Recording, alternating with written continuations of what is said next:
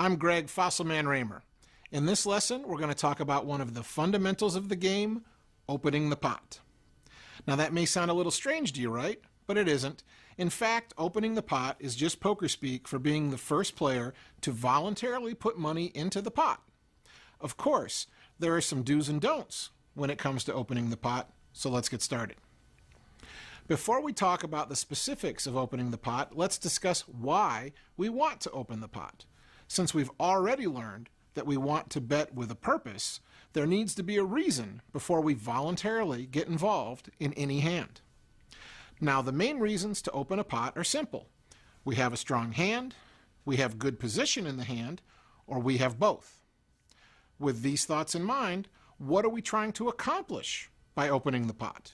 Again, the answers are simple. We're trying to win the blinds and/or antes without any resistance. We're trying to play against as few opponents as possible. We're trying to gain information about the strength of our opponent's hands. And most importantly, we're trying to build a pot when we have the best hand.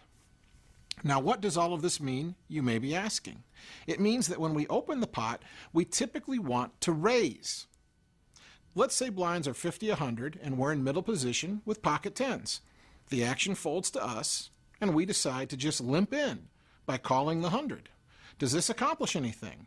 Not much. In fact, if we limp in, we make it easier for the players behind us to follow suit with marginal hands because we're giving them better odds to call and see a flop.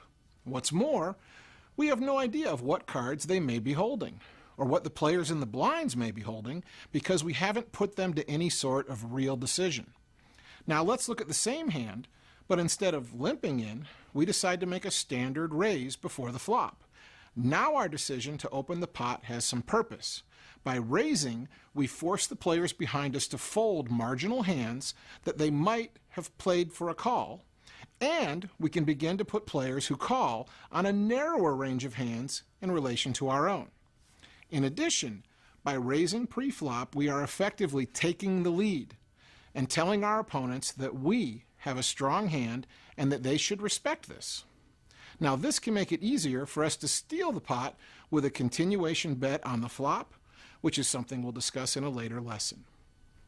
So now that we've determined that opening the pot with a raise is typically the best play, the question is, how much should we raise?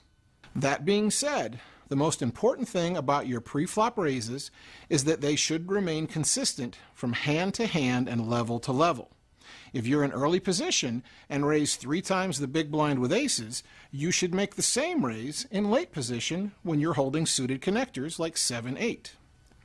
By varying your pre-flop raises based on your cards, you're going to be giving away valuable information to your more observant opponents. For example, say someone notices that you make a bigger pre-flop raise with aces or kings than you do with a pair of sevens or ace-king. With this information, they can make a pretty good guess as to what you're holding without ever seeing your cards. Now let's say you always open the pot for 3 times the big blind, no matter what you're holding or what position you're in during the hand. Now, all your opponent knows is that you have a hand that you like enough to raise with.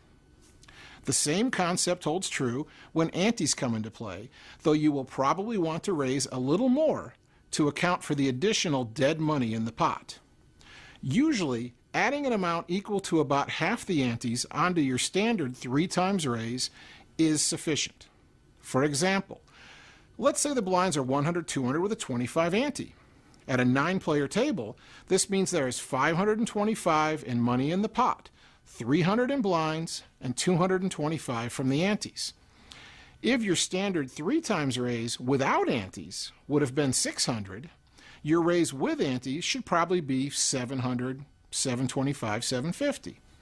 Now, oddly enough, despite this, you will often find that you don't actually need to increase the size of your raise at all to account for the antes. Your normal raise size will probably still work.